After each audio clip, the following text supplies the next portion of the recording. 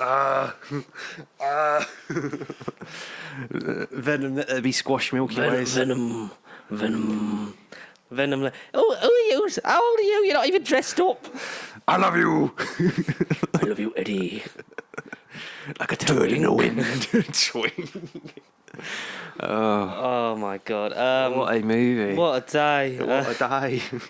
Hello everyone, welcome to the hi. podcast episode 173, probably. I don't know. Is this one going to take less than 72 hours to render? We don't know. Fucking, here's hoping.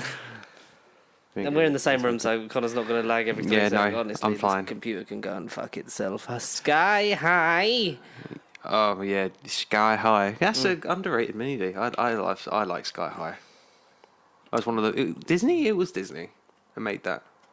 I don't know. Sounds like a Disney movie. Sounds very Disney-ish. Very Disney-ish. Exactly. Pop culture nonsense and talking about stuff that doesn't really matter. But hey, life's short and we're here and there's nothing else to do. So Certainly ain't. we will be talking in-depth spoilers on Venom. Let there be Carnage. Let there be Carnage in the Sonyverse. Yeah. Oh fuck me, man. It's some thoughts. I've literally said as little to you as I possibly can. That's fine. There is thoughts. I've heard other people on your behalf speak your thoughts. Honestly, that whole episode is so... Because they talk about fandom first. Yeah. And they do Doctor Who, and then they do Venom, and it's so fucking funny. Shout out to Big Damn Cast and Billy Tracy this week for doing the Venom 2 review. That was good. It's very good. And Mr. Sunday Movies, because... have they done Venom? They have... maybe? At the time? I can just search that quickly. Honestly, I would love to see that. I want to see them do Venom too. I want to hear about Mason going on about Venom in Pop World. Oh, no. What are you doing? No. Some stuff did happen, though, during the week. Yes. It did, didn't it? Yes. 11/11, Make-A-Wish. Yeah, made it. I've made it. Yeah. All of his dreams have come true because he's here. All Easter eggs and references. The dumbest Venom comic of all time. They've covered it on the Weekly Planet. Oh, okay. But then I haven't done a Caravan of Garbage yet. No. Damn it. Not from the looks of it, no. Hopefully. Maybe they'll do it for Venom 2. And maybe into No Way Home. No Way Home or... Because that's definitely not part of the Marvel scene now. Or Morbius. What's that? I don't know that movie. Who's that? Oh, but at least we know that hopefully that... I think that does mean that Jared Leto exists in a different universe to everyone, which we've kind of assumed for the last 15 years anyway. Yes. So, 100%. Yeah, what a prick. What did happen this week? That's the thing, we've gone blank. It's like, yeah, stuff has happened this week, we'll talk about it. And it's like, We had... you talk about Marvel again, well, because we might actually be getting a solo Hulk movie. Yes, and that excites me. Yes, that was like the first major thing I remember recording going, finally, the Hulk has come back. Yeah, hopefully. It's in development. It's not outright confirmed, is it? It's just been... No, it's in the... It's stages, probably on the slate somewhere because Marvel have got... They moved back the movies next 2 years yeah. dates like all back and stuff, and I know there's still stuff to go on and what have you, because Fantastic Four's got to close out the phase at some point, and that's what I mean. Blade will be at some point in phase 5 and blah blah blah blah blah blah blah.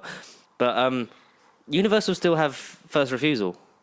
They do, don't they? They have the rights still. Because boys and girls, back in the day, Marvel didn't used to have all the money. Believe it or not, no. Yeah, a really good thing to watch is Marvel's Building a Universe, the Marvel Cinematic sort of TV special. It was on ABC in 2014. It's on Disney Plus. Okay. It's about an hour long. It basically talks about like sort of the formation of the Marvel Cinematic Universe, and because at that point, it was one of the biggest media franchises on the planet anyway. But now, like with Endgame and everything that's going on, and it's the never-ending conglomerate that it is. It is. It never ends. So this was pre-Guardians. Yes, right. Winter Soldier had just come out. It was something like that because they talk about the Guardians coming out like that's that's the next thing. Like when Kevin Feige's like, we were looking to do more and more things and like branch out and do and like loads of different characters and like there's such a plethora of characters that they ended up having that it was like, and that's what led us to do Guardians of the Galaxy, and then there's all the trailer footage for that. Them walking down the corridor, Chris Pratt's abs before everyone knew that he was a homophobe, and then over the end credits is the tease of Ant-Man. They talk about like Avengers: Age of Ultron, and then there's, I think, it's some of the only footage from like tests during when Edgar Wright was there for Ant-Man. So it's literally Ant-Man's POV in event, like at what would become Pimtech, and you know, like the scene where he like goes and beats everyone up. Yeah. I know exactly what you're on about. Yes, that scene. Oh. But speaking of Edgar Wright, not to diverge massively from the Marvel topic, I mean, his new movie is out this week. Yeah. Well, by the time this comes out, it'll be today. It'll be today, yeah. Yeah, we're watching it right now. Oh, it will. Connor's probably seen it like 4 times. Free. I'm free. I am really excited for last night. So I'm such an Edgar Wright fan, and like, I liked Ant-Man, but obviously the whole hangover of that was because him and Joe Cornish still get a story credit. Yes, which is good. But they don't get a writing credit. Writing credit, yeah. Because I know they sort of used bits and elements of that. Like the heist element is still very much part of what Edgar.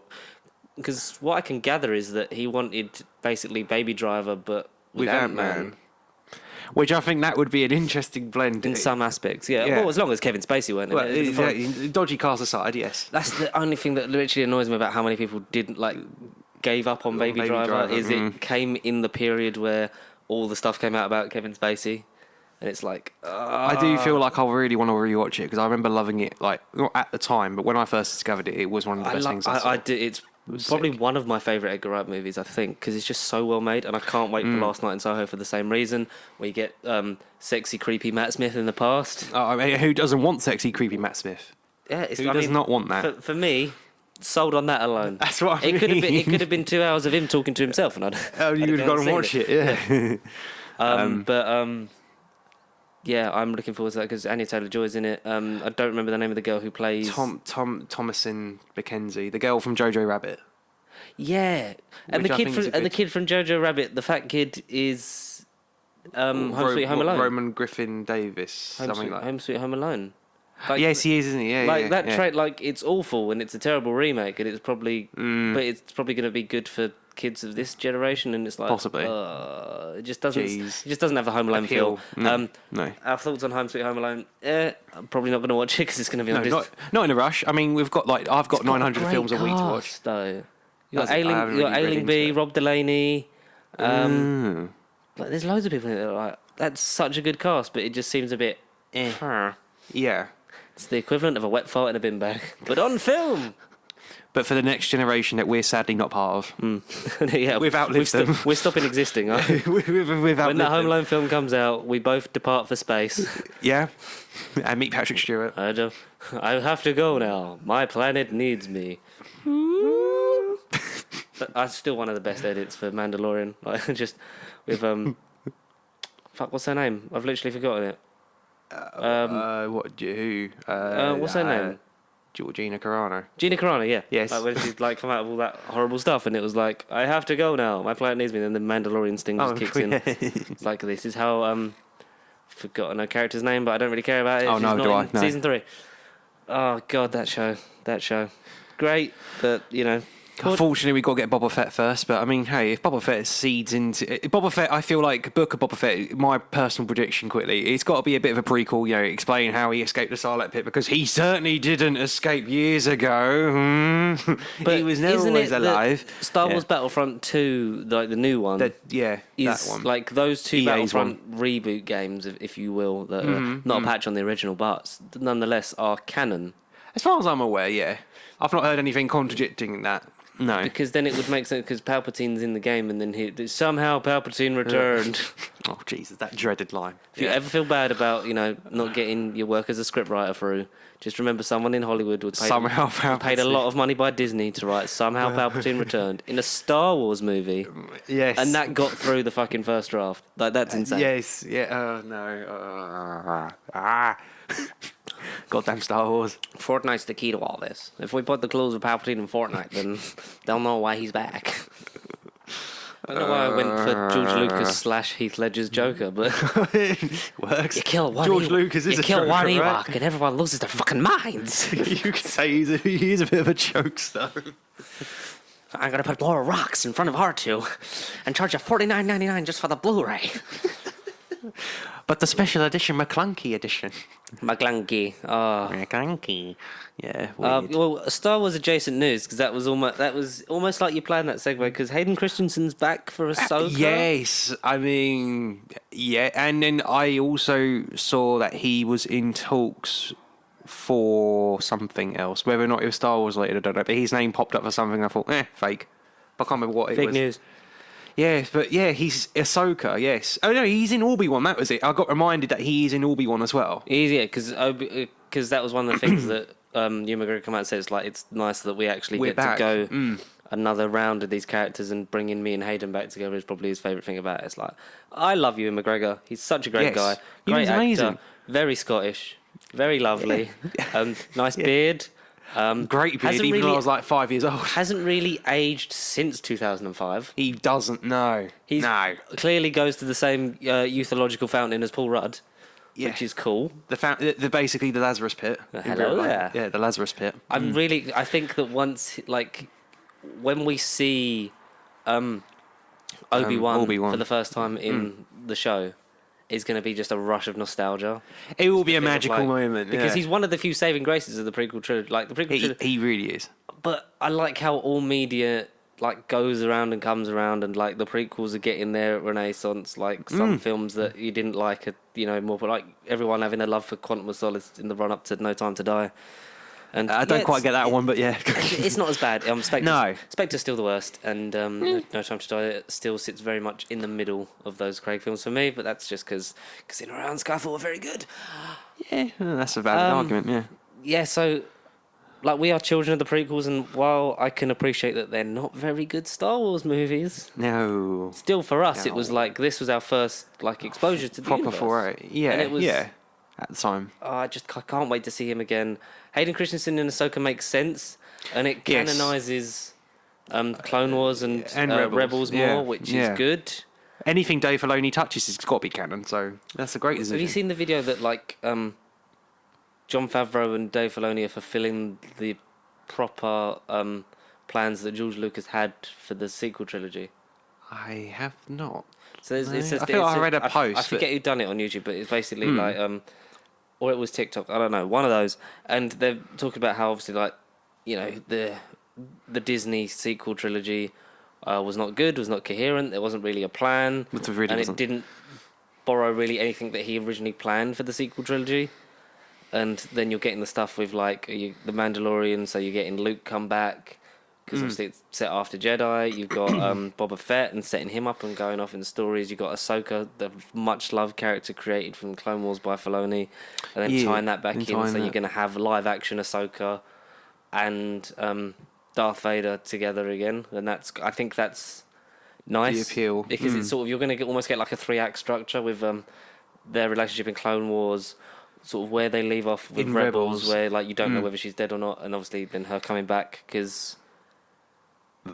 so it was after Mandalorian is after that, isn't it? When they have that. Oh, fight I believe so. Yeah, it's got to be. Yeah. Yeah. No, you're right. Yeah.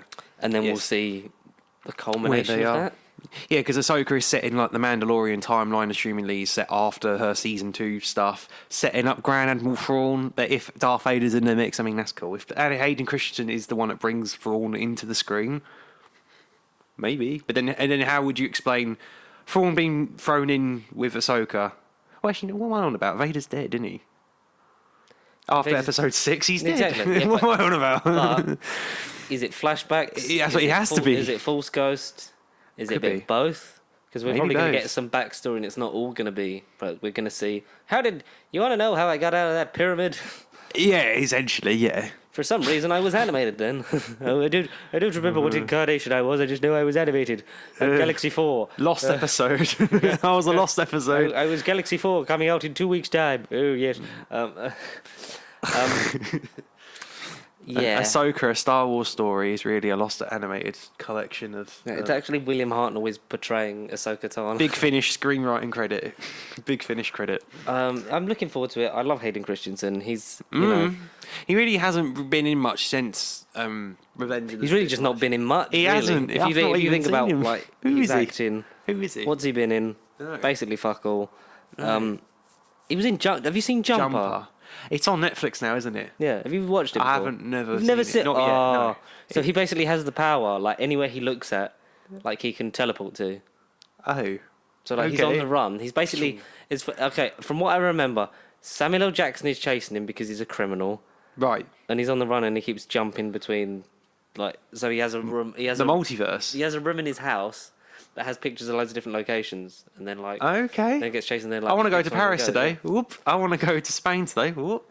Essentially, yeah. Like as Yeah. with Nightcrawler, I think it's if he can visualize it and see it, or if he's been there, it's one of those, and then he can He has it saved in his GPS brain. basically, Yeah, sat nav and then thing. it goes out. It's actually decent. It's very early 2000y movie. Yeah. You're gonna watch it and be like, some of these cuts are very old news. CGI. Yeah. No, I'll check that out. It sounds interesting. It does sound good, Anakin, good. Kill him. We didn't actually really say that, you know, the Hulk film is meant to be World War Hulk. It's like... Yeah, we totally... Hayden Christensen is not in the Hulk. No. But, there's no segue for that. So it would be like a follow-up to the Ragnarok arc sort thing. of Planet Hulk borrowing bits thing. Does that mean we're getting... I was going to call him Scar. He's named Scar. I was going to call him Sakaar the Planet. Eat Sakaar the Living Planet, portrayed by Kurt Russell's son, Wyatt Russell. No, so Scar, That's Hulk's Ego. son. Yeah. Sakaar's the Living Planet. I mean, have you not watched Thor Ragnarok? Very lively. No, but Scar, Hulk's son with long hair, from the Lego games. Do you from. think that they're seeding this throughout? Because we know that Mark Ruffalo is appearing in some capacity in She-Hulk, because obviously in the comics the blood transfusion from Bruce Banner to his cousin gives her the powers of She-Hulk, but she has more control over it and is still cognitive and in charge of her own mind. Professor Hulk all the time. Professor Hulk all the time. And more in proportion and not as giant as Hulk gets, essentially. Yeah. But the thing that really got me is the fact that he's back to normal now. Yeah. Because he I was worrying about like the whole World War Hulk storyline. Sorry to interrupt you. No, and like because don't like it's basically Hulk gets sent away by the Illuminati, which is Professor X, Doctor Strange, Reed Tony Richards. Stark, Reed Richards, Namor. someone else. Namor. Is there one more? Is it just Maybe 5? Black Bolt. Yeah, he didn't say much. Inhumans. No. Yeah, story of his life. Yes, he gets sent away, obviously, like the Gladiator planet Sakaar, which you see in a loose adaptation of in Thor Ragnarok, and then comes back to Earth and is like, I'm the strongest thing there is, fuck you guys, essentially, and then the Avengers sort of have to take him down. Yeah. And him being savage is like, well, that doesn't work if it's Professor Hulk. No. But then we know with Shang-Chi that he's back to normal. He's back to being human Mark Ruffalo, and So he can control it, supposedly. Do you reckon it'll either be Scar or be the Hulk? Like that he's had a son that he doesn't know of while he was in Hulk form. Right. Oh, On okay. Sakaar. Okay. And then that Hulk comes back and is just brutal and powerful, and that's because it feels like so Bruce was injured, had the sling in his arm, and then has sort of regressed back. So maybe it's sort of like the Hulk is sort of you know how sort of when Colossus is in full metal, like he's fully metal and like he's stuck like that is because he's healing. So do you reckon it's something sort of like that. Okay. Like, yeah. And then he has to Hulk out to fight his son. I don't know. I would watch that. And then have Jennifer Walters be in it as well. 100%. And then that's how you get She-Hulk from... Who's to say something happens in She-Hulk? Like, all right, I'm not saying that don't do it and have a son, but like... But he does have inbred children in Old Man Logan. Yeah. Because Hulk's inbred children kill Logan's family. Something in the roundabout way in She-Hulk will be explained, whether it's just through the genetic transfusion. In Old Man Logan, is it... Is it his, Bruce's and Jennifer's kids? I think it's something like that, isn't it? It's those two Hulks. Ooh. Done it. Yeah. Of twink-tonked. Twink-twonked and broken the rules. Twink-tonked, yeah. Twink-tonked. Making it really awkward at Christmas parties for the Hulks.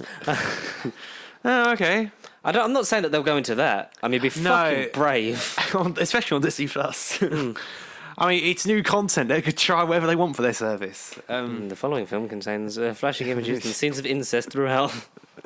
Oh no! Not condoned, obviously. You know, it's the character's Jennifer. arc. It was the 80s. It was the 80s. It was a different time. Yeah, Maybe very they thought different. it was okay then. I don't know. Yeah, Americans Fuck yeah!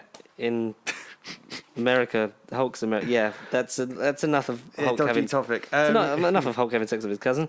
But yeah, World War Hulk, cool storyline, potentially coming. Mark Ruffalo's in it, and we assume he's going to be a pissed off Hulk. If not, it's going to be his son pissed off, and somehow he'll just appear Yeah, through conception or through genetics. I'm all for Mark Ruffalo having his own solo Hulk movie. It's been long enough. As fans of the MCU, not just me and you, but everyone's clamoured for this movie or a No, Hulk just me and movie. you. Only me and you want this. No one else on this planet. You want Hulk? Person on the street. No, I've not really been a fan since it was. Kit Harington, what about you? It's me, Rose Leslie, my wife. I watched Thor Ragnarok on plane. I have to see It's my that first fucking Hulk. I want to hang out with Korg, the big blue boulder man. Oh, God, that was a fucking shit. weird interview. Hulk's green. Oh no, I meant the wrong guy. Have you seen? All right, there's something on Amazon Prime, right? Right. It's got Kit Harington in it, and Kit Harington's Irish.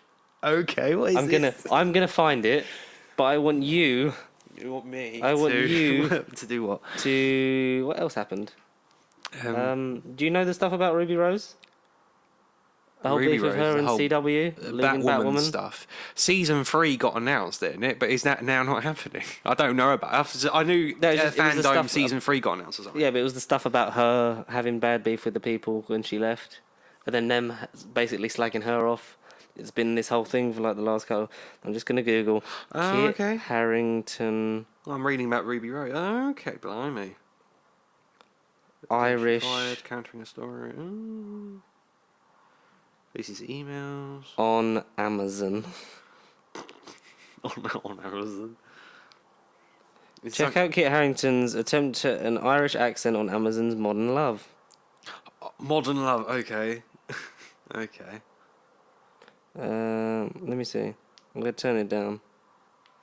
I do want you to hear it. As long as there's no music in it, we'll be fine, right? Be Rose Leslie. I don't think I can even begin to explain what medievalism is in one train ride, let alone one sentence. It's okay. Doesn't want to be described. I get it. You like things that fit in neatly, right? Yeah, I guess I do. Big Tetris fan. Well, I like things that can be explained, that just go on and on. Like an Big onion. Tetris fan. Onions around. Like a really big onion then. One that would take my whole life just to write a bowl of. What are they on about? I don't like I don't know. This wasn't in the trailer. Opposite. Show me how it works, what it's called, how it fits in, and I'm done. I don't need to know anything else. I fucking want to watch. I don't need honestly. them. I don't need them now. I think if there's not T-shirts that say "I'm a big Tetris fan," then I don't want to fucking know. Give one. It's like When an we onion. eventually make It's like an merchandise. onion. Onion's end, like a really big onion. Fuck man. So it come up as an ad. Like I was watching YouTube this morning, and it came up as an ad, and I was like, "That's Kit Harington, but that's not his voice." I was like, "Does Connor know this movie exists?" I'm just gonna save it till he gets here. Modern love. I think it's on Amazon Prime now. I think it is. So I know what I'm watching when I finish this. Must see content. Big Tetris fan. You'll show me how it fits in, and I'll fit it in. Honestly, Onions. what a movie! It's been quite a week. He's watched Thor Ragnarok, and now he's Irish. And then he's found out that he's been living eternally. Yeah. He's an eternal. But he's not Black Knight. Are you looking forward to seeing him in Black Knight? Because it kind of feels like he's going to be there, and it's going to be like, that's Kit Harington. It's like, don't worry, his character's going to come back. On Disney Plus, Black Knight in Phase 5. Oh, a Black Knight, and now I talk like this now. I like Tetris. And I don't like onions. Titter tatter, don't like You eating. know, the Onion Knight, that was Sir Davos Seaworth. And I'm the Black Knight. Great minds think alike. Oh, man, honestly. Because he's very much we're gonna go down that road with the whole Eternal series. And it's like, that's cool, they have the plan. I know there was a someone in Variety who got an early access screening to the movie, like all the journalists do. Yes. That basically spoiled the end credit scene. It was a spoiler that was out there, but then it was in the article. It was like this is this is the happening. post credit scene for Eternals. But then there's 2, so we don't know what There's the 2, second one is as such. Well, so I know. it's a casting of a certain character who has a brother, and the brothers look nothing alike. 2 brothers in a van, and then a meteor. Paul. And then 2 brothers. They gotta go. It's called 2 brothers. Seth Rogen and Paul, what's Nick Frost? Yeah, Paul. No, what am I on about? I don't know what Paul. you're saying. You talk about Step Brothers, or you talking Paul, about Paul? I'm talking about Paul. Simon Pegg. That's you. What? Simon Pegg and Seth Rogen are 2 very different people. I don't know. Yeah. So we'll talk about that when Eternals comes out in sport. But I will ask you, the casting of this character, does it fill you with confidence? Baby, he lights up my world. Don't spoil it. It's Ed Sheeran. But honestly, what do you? The casting, I don't know. I really don't know. The guy's been in 2 other movies, both war movies, right? So you're saying there's a war in? You saying there's a war in the stars? And he's going to be in it? Is that the next single? I don't know. No. Yeah. Because in terms of characters, it's not a major character in terms of the whole Marvel universe. It's major I in never terms heard of of the character personally. Have you never heard of him? I knew. Can we say the character name but not the actor? Yeah, go for it. Well, isn't it Eros or something like? Yeah, but do you know what his superhero name is? You said I can't remember. No, Star Fox. Yeah. Yeah. Which sounds I don't know it Star sounds like an early PS3 game. It really does. Like Jack and a Daxter. gaming character. Yeah, he does sound like a game more than a Marvel character. But Yeah. hey, So what do we know? Star Fox is the brother of Thanos. Thanos. Yeah. Yeah, that's how I'm gonna. I'm gonna not say. Josh Brolin. Should I say it the Kit Harington way? Thanos. Where were you when you brought Thanos?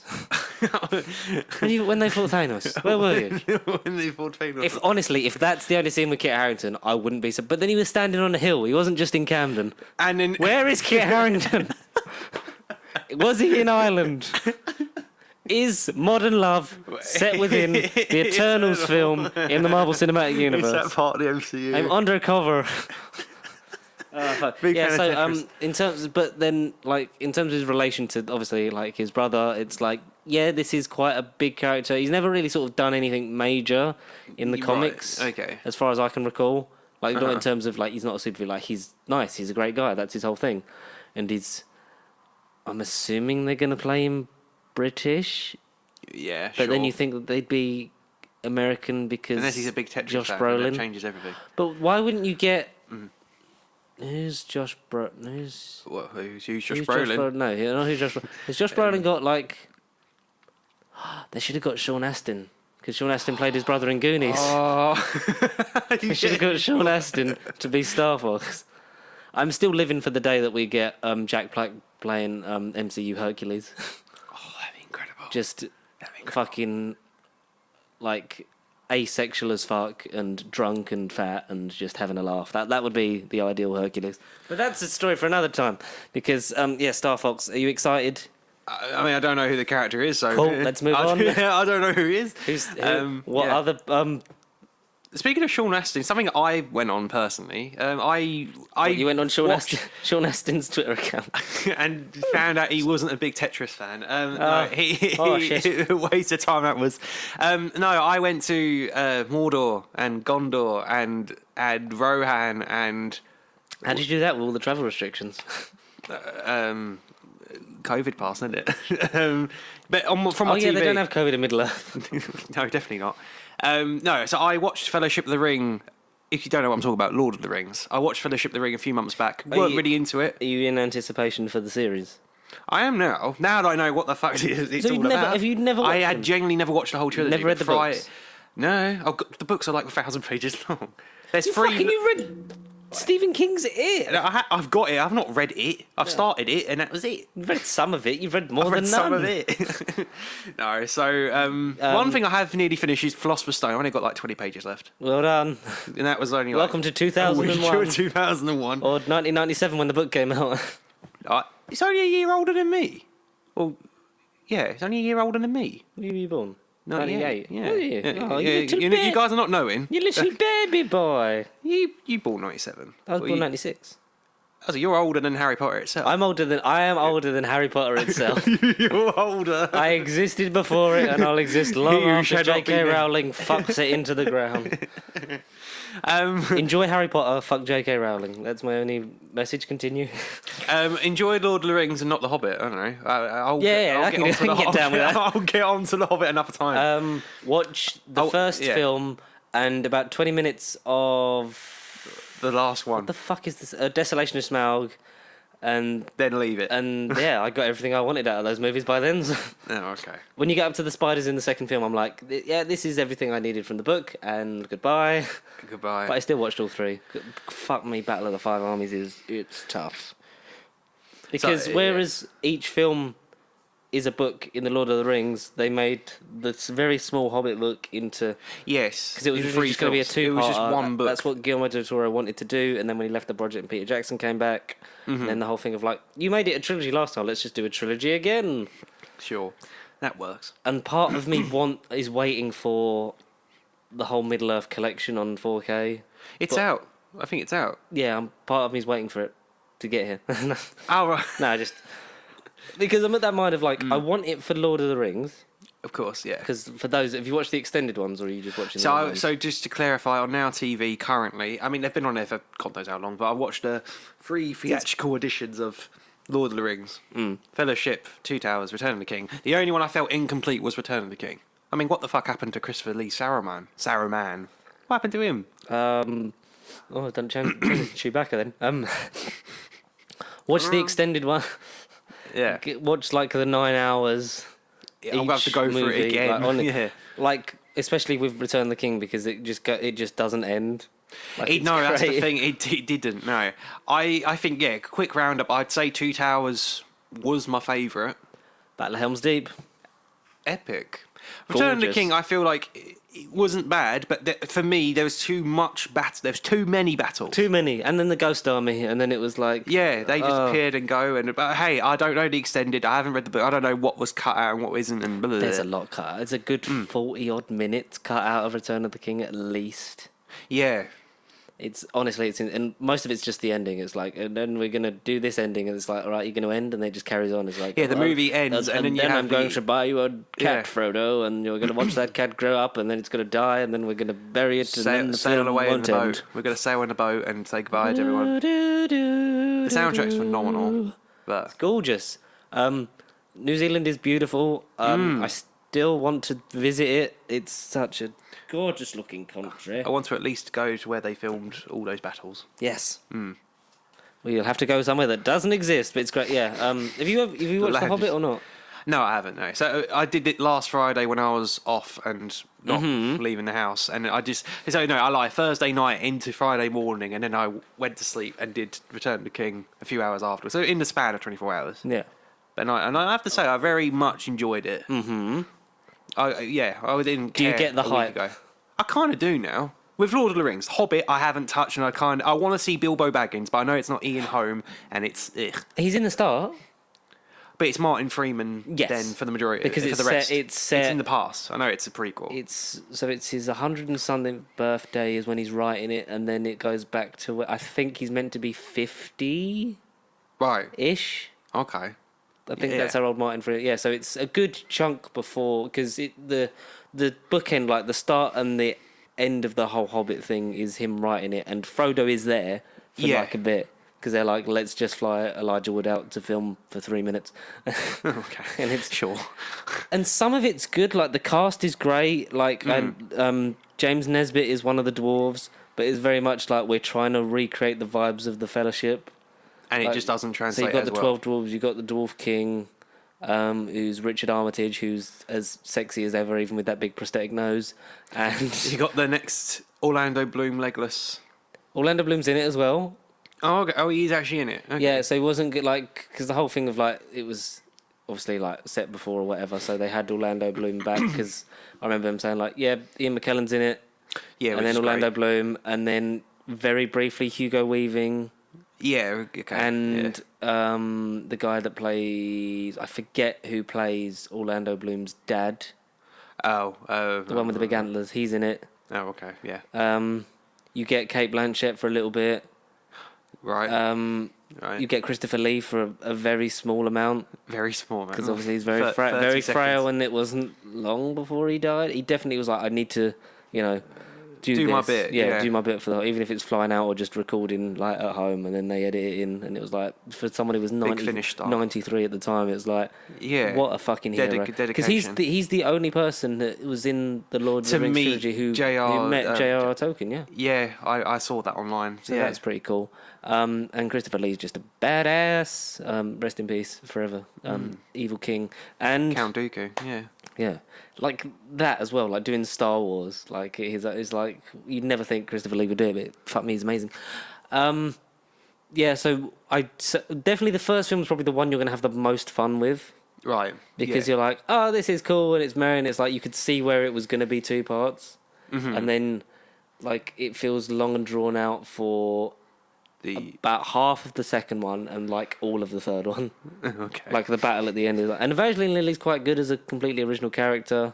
Right, yes. Yes. Whose name escapes me, but she's an elf who wants to fuck a dwarf, so Oh, okay. yay. Ant-Man inspired casting. They looked at that and thought, right. Yeah. Where's Paul Rudd? Yeah, there you go. Okay. And Martin Freeman is fantastic, and Benedict Cumberbatch is great as Smaug, even if what they do with Smaug is like, oh, I thought the whole story was about him. Right. So you're like, oh. Luke Evans is really good, but he's only really in the end of the second one / the third one, and it's like, why have you not been here the whole time? You're quite good, and you're very Welsh, and it's Stephen Fry's there. I don't know. I am running out of things to say. So, yes. No, I rate Lord of the Rings. Hobbit I haven't touched, and I will at some point, and then I do need to revisit the extendeds of Lord of the Rings. Are you excited now for the Amazon series? But are you also a bit like, what's the point? We had a really good adaptation. Yes, also. But no, I don't know. It'll be Lord of the Rings for the next generation, I imagine. Most expensive TV show ever made. But then the film series they at the better time... have fucking created real fucking hobbits, is all I'm going to say. None of that false perspective bullshit. No, but it wasn't the film series at that time, like the second most expensive budgeting thing they did to film that series at the time, because they did all 3 sort of back to back. Yeah, so 18 months of filming, and they did the same for The Hobbit, so it's insane. But they made so much money, and I think the most ever Academy Awards by one film was Return of the King. Yeah, that was Return of the King got every nomination, every award it got nominated for. Yeah, it was like 7 or 8, wasn't it? Something like ridiculous, and it was been good. Since. Like it was, but a lot of it was for the franchise as a whole, because obviously it was the last one, and it was like let's round everything. It's got some of the best production values ever put on screen, and at the time going up against Harry Potter head to head, like it done really well, because I think only Return of the King, I think, done better because there was no Harry Potter film out that year. 2003, yeah, it was a gap year. Because it was 01, 02, 03, and Potter was 01, 02, because 04. Because Philosopher's Stone and Chamber of Secrets were both directed by Christopher Columbus, so there was... And because obviously working with kids, they're like, we kind of need to get... Like, you get it done, get it out of the way. Before puberty hits in. But then it was like, and then 04, and then it was 04, 05... And then 07, 09, 2 years after 10, that. 11. Yeah, that's right, yeah. Basically. But yeah, Lord of the Rings, I get the hype, you're good. One does not simply walk into Mordor, and that meme shall live on in my mind now. Sean Bean was great. He was. I like Sean Bean. Do you know the story of the fact that he hates flying? So when they'd have to get the helicopter to the top of the mountain to film, he would get dressed in his whole costume and then walk up the mountain, and like everyone flying above would just see Sean like making his way to the set. I mean, each is their own. I love Sean Bean. If that applies to any of you, then hey, if any of you are Sean Bean, email in. And don't be in any series because your character's going to die. Spoiler alert: you will be the first to die. You always die. I'm trying to think if he dies in Snowpiercer. I don't think he's dead in that yet. But then that is a TV show, so he could still die. He could still die, yeah, just dragging it out. Have you watched him in Time yet on BBC iPlayer? No. Very good. No, yeah. I'm going through a bit of a Sean Bean phase. I think there's very few actors that I'm like, I'll watch anything they'll do. They're in. And it's I think it's Keaton, Sean Bean, Jake Gyllenhaal. Yeah, Gyllenhaal. Yeah, I'm glad you said Gyllenhaal. Have you watched The Guilty on Netflix? No, not yet. His latest flick. Is that good? One of these where essentially it's in one to two locations. He's a 911 operator responding to emergency calls and stuff. Yeah. And at the first 15 minutes, it's all sort of fake. And he sort of relates to real life well and what 911 goes through, what they all must go through every sodding shift. But then he gets the one phone call and he will do anything to help this person. And then from there, it all escalates and, call me back. Escalate. But it's all one of these where he is in his office. Yes. I've seen the thumbnail for it. I just haven't. No, it is a really good suspense movie. Considering he's in one room, it's great. He is such an amazing actor. He is. Going back to Gyllenhaal, Ambulance with Michael Bay. Michael Bay's next flick is out in February or January. Yeah, and Michael Bay's ambulance thing. Yeah. Yeah. Now, maybe the ambulance will blow up. I don't know. Maybe it'll blow up. Maybe Jake Gyllenhaal blows up in the ambulance. But the ambulance doesn't blow up. It doesn't blow up. Yeah. I like Michael Bay's a prick, but I'm interested to see him because hopefully that's a film where there's not a lot of explosions. If it's just all about an ambulance, surely. I mean, it could be very. I think it might follow the same thing as like Speed. I think it's going to sort of be along that kind of thing. But it's like, I just don't want everything to blow up because... CGI explosion, epic Michael Bay movie. Yeah. Michael Bay, who famously didn't bother editing out the green screen on some of the screens in Transformers 4. Some of the screens, just green. Some of them have footage edited onto. Some of them, he didn't fucking bother. But they were selling it to China at the time, so clearly they couldn't give a fuck. Speaking of not giving a fuck... how's this segue going to work? The CW and Ruby Rose are having a bit of beef. Yeah, bit of the old beef. Because obviously she left the Batwoman. The Batwoman. She was... Who is Batwoman? Is it Barbara?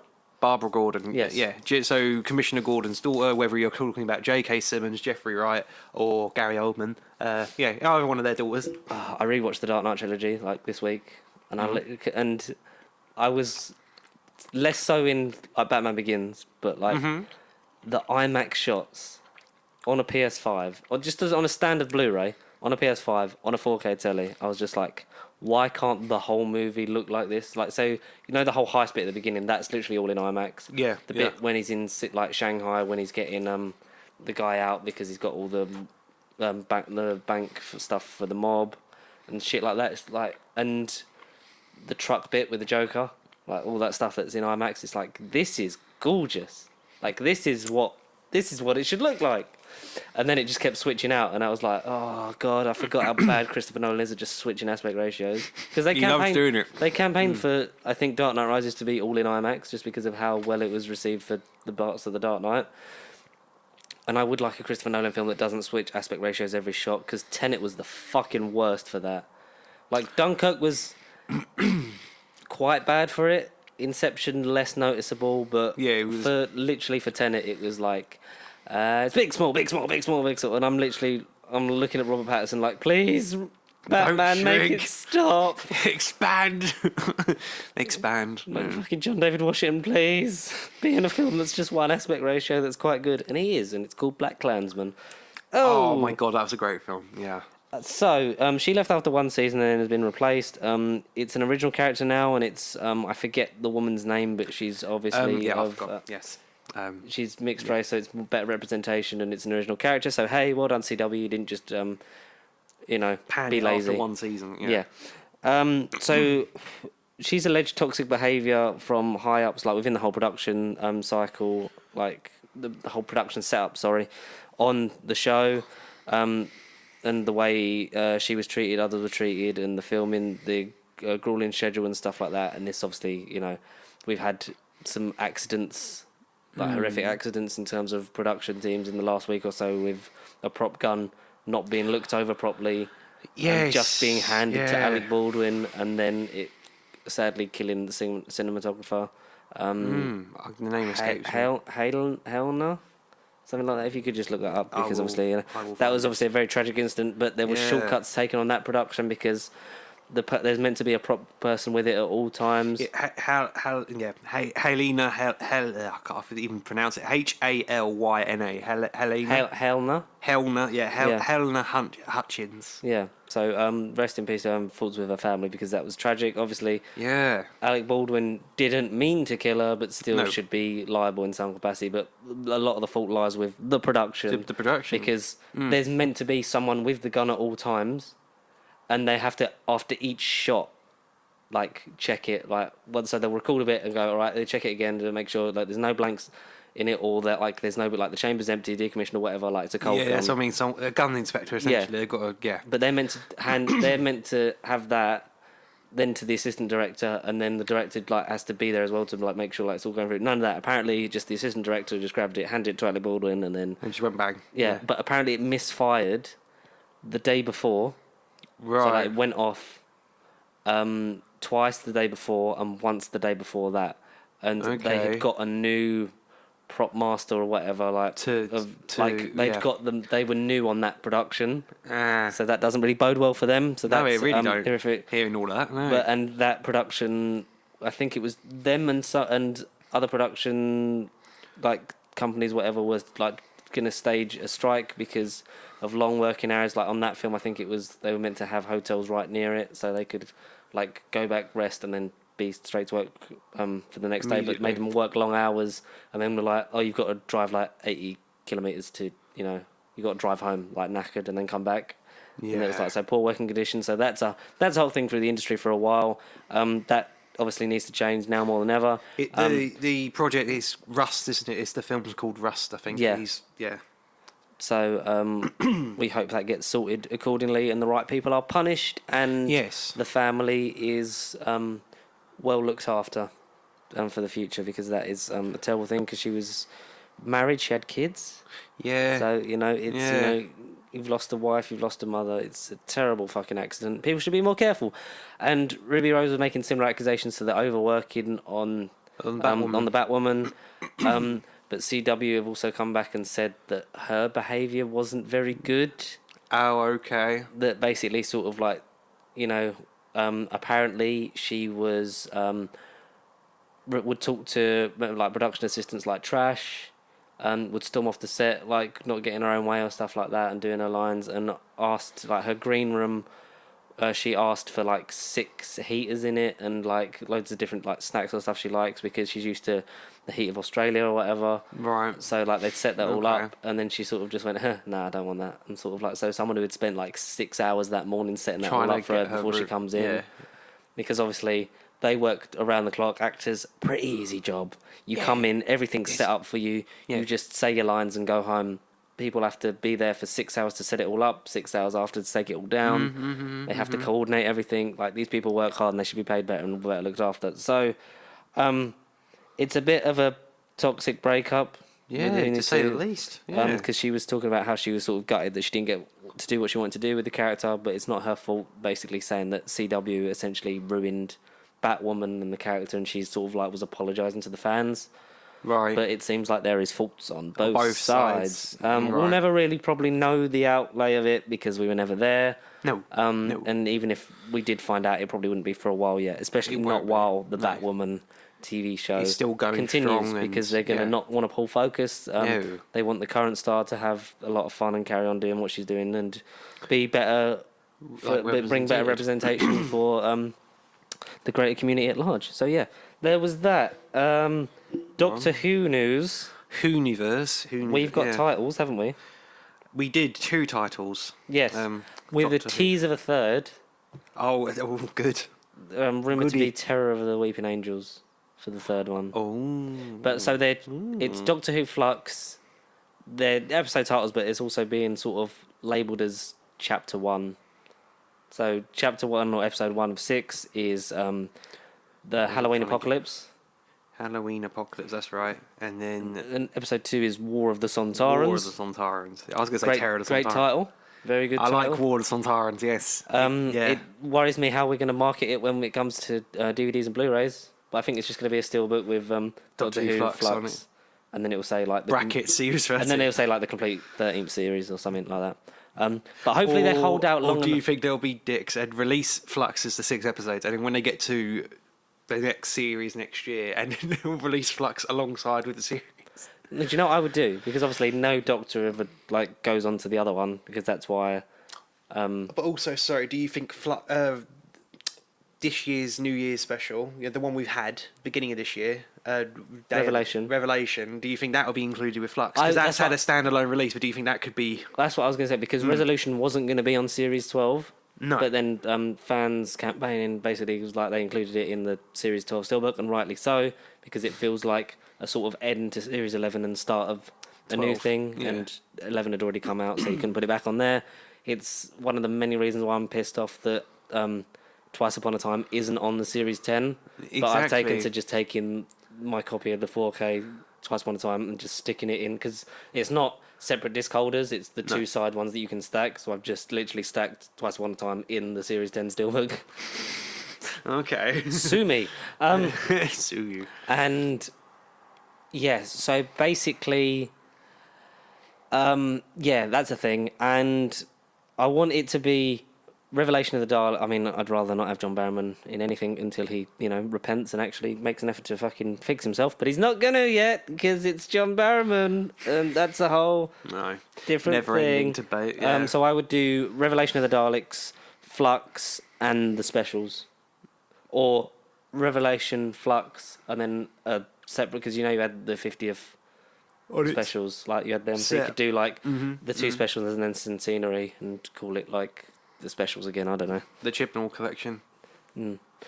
Or just bracket it all as one and have it all in the series, and then you would have 10 episodes, and that would feel a bit like a box set instead of 6 or 7. But yeah, that's what I would more like. profitable. That's how I want my DVDs to be, just to save space, because I don't want.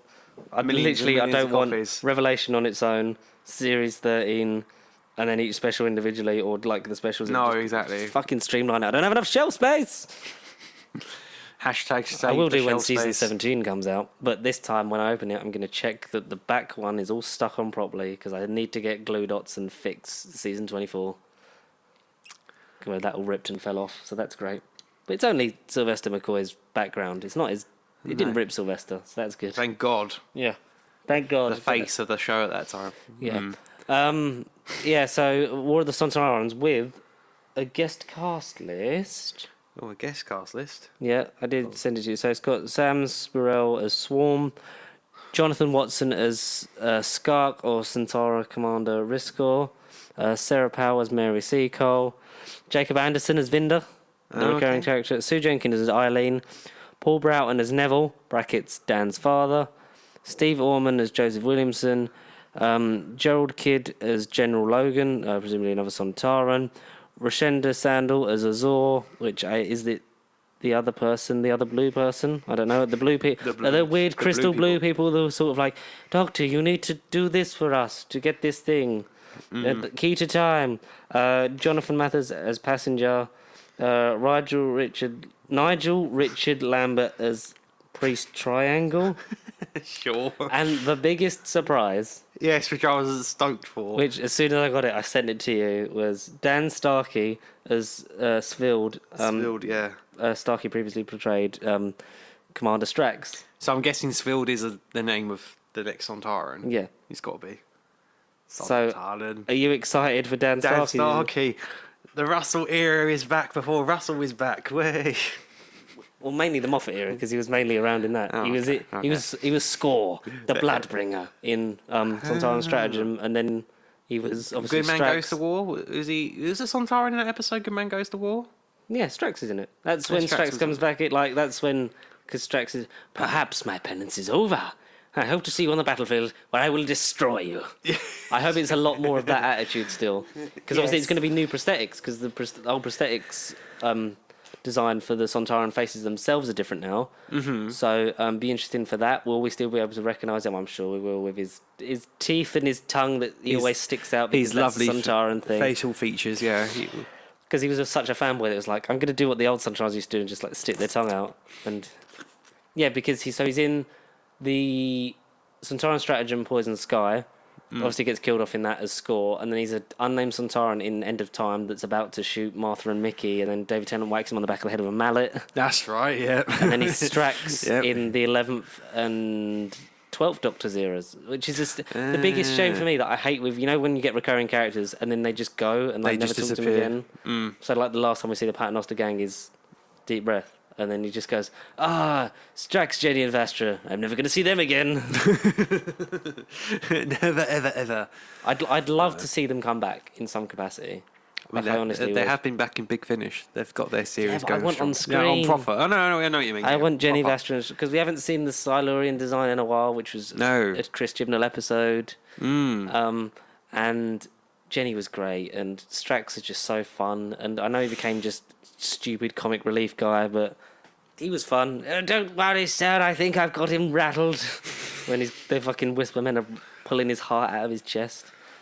Unhand me, sir. Oh, I need to watch some. Have you been eating those jelly sherbet fancies? No. I never get to play with my grenades. So You yeah, quote it so well. we're excited. Oh, thank you. And at this point, when you're listening to this, we are 2 days away from episode 1. Oh, yeah. 20 past 6 to 20 past 7, I believe. I believe they're all 59 minutes Good. long, Good. something like that. BBC, no uninterrupted adverts, so that's a consistent Are you bonus. ready? Are you excited? I am kind of now. I just want something new to watch. You's done. That's old news now. We need something to... Chibnall has 9 episodes to pull it out of the park, or hit it out of the park. And pull go it out back. with a bang. I think he hopefully. will. I think we're going to... Because it seems to play the perfect mix of old and new villains. Yeah, there's not as many episodes as we want. No. But Never. It looks great. The designs look awesome. The redesigns of old monsters, the Calvinista and the weird crystal men. I'm excited for. I'm crystal excited men. to see John Bishop, like little short Dad. Halloween clip. Oh, He just seems very sweet, and it's going to be like, what is going to bring this man into the Doctor's life?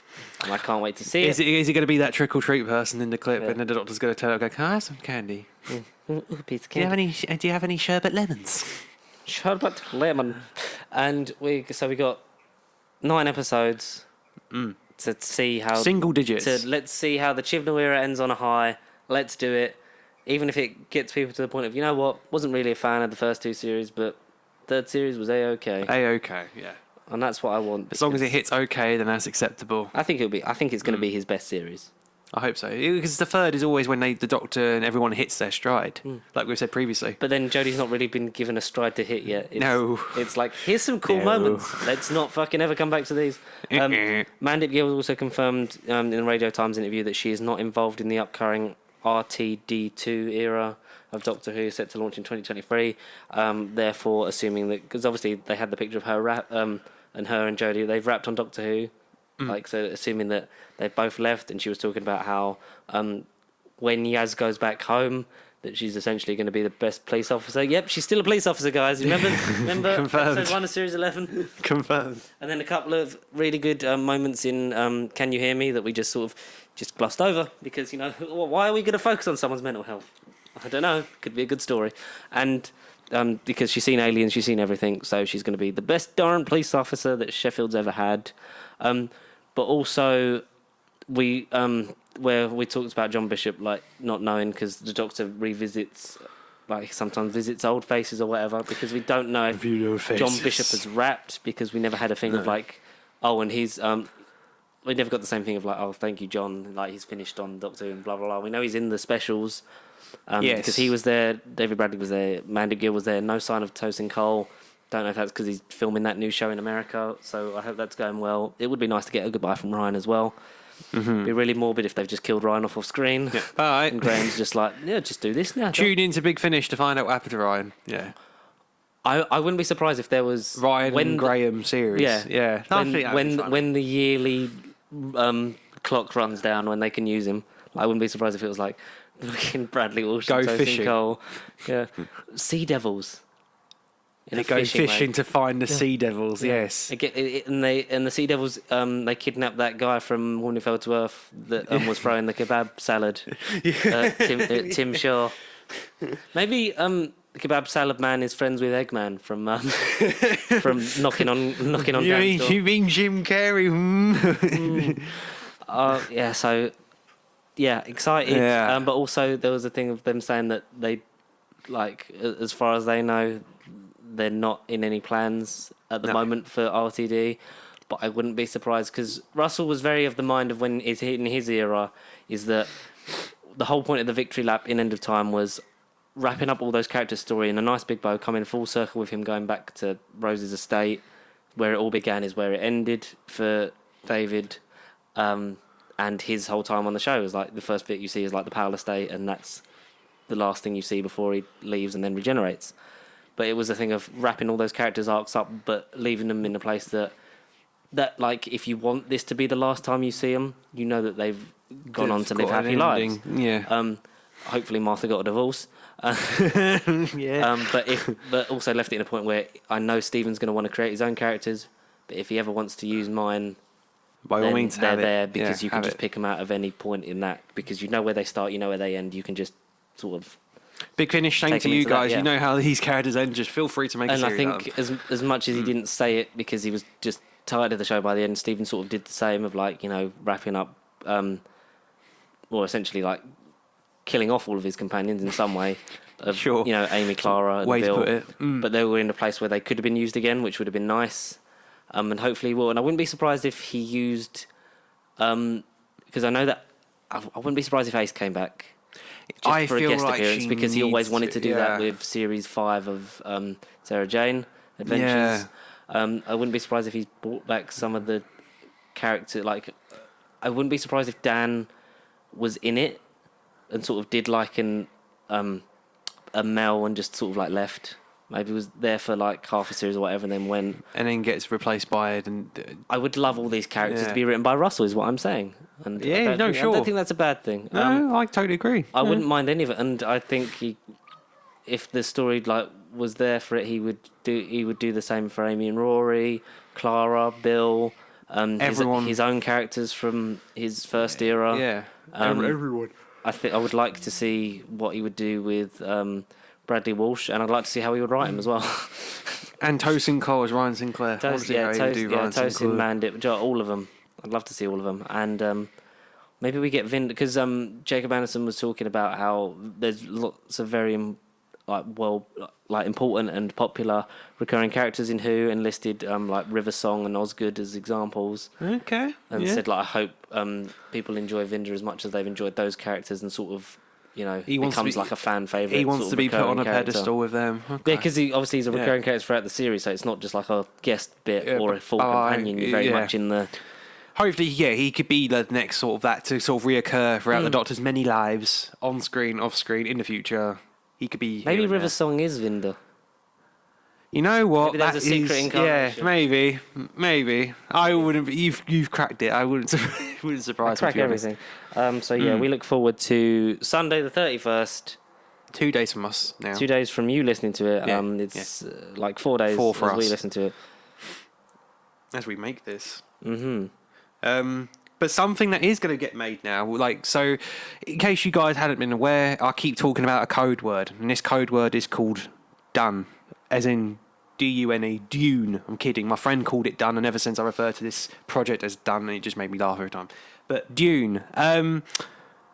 I've seen the 2021 film. We're in the process of editing a video where I've covered a simple unboxing, which then turned into a big month-long project for me to see every adaptation, every version possible. I've read the source material, so I know everything to do with Dune. So that's now out. George, I guess that you haven't seen it just yet, if you're going to. No, not yet. But now you've got more reason because they've got part part two two definitely is coming. now officially commenced and greenlit, and it's all go October 2023. So I needed to get that out because that was like the news that made my world last night. Yes. Been waiting for a good 5 or 6 days, but unfortunately because of the state of the world, Warner Brothers just wasn't quite sure whether or not they were going to go outright. Yes, we're doing it.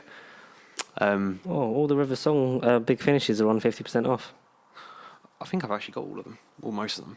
I just saw a tweet. There's good news. But yeah, Dune 2022. What am I about? Dune Part 2, the second half of the first movie, the third adaptation of a book over 50 years old. You've got more reason to see it now. The second half is coming. So, go and check it out by all means. It's a cinema experience. If you're talking cinematography, I'd say best looking film of the year, easily. Yeah. It does look gorgeous. And he really so does. does Oscar Isaac. He is gorgeous. So is Jason Momoa. Yeah, I saw a quote on it that was in a film that's as packed with amazing actors and people in it and a great story. Somehow Jason Momoa still manages to break the star and steal the spotlight and be the best thing about it with his sheer charisma.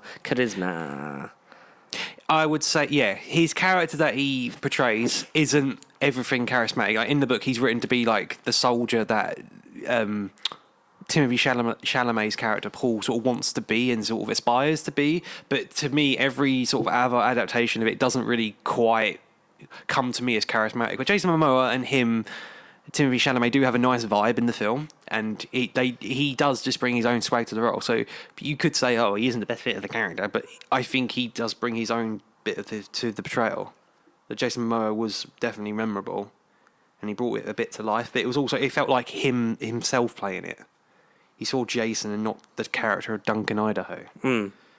So all in all, good. And there's another film coming, so now you got to go and see it. There's also, I don't know if I sent you last night, but there's also a film coming out this Black Friday called Black Friday with Bruce Campbell. Oh. I'm pretty sure I did send it to you, but I sent it to so many people. I might have forgotten somebody. I know, I think I did. But something that did going back to the Marvel scene quickly, something that we had previously talked about and rumoured, and it's been confirmed as of last night. Bill Murray is heading to Quantumania in an undisclosed secret role. We may or may not have kind of predicted who we thought it was going to be, but that's official now. Ant-Man 3, now July 2023. Bill Murray is heading his way to Marvel Studios. Yeah. And there was the weird new language, which is Kang's language, on the Quantumania seat.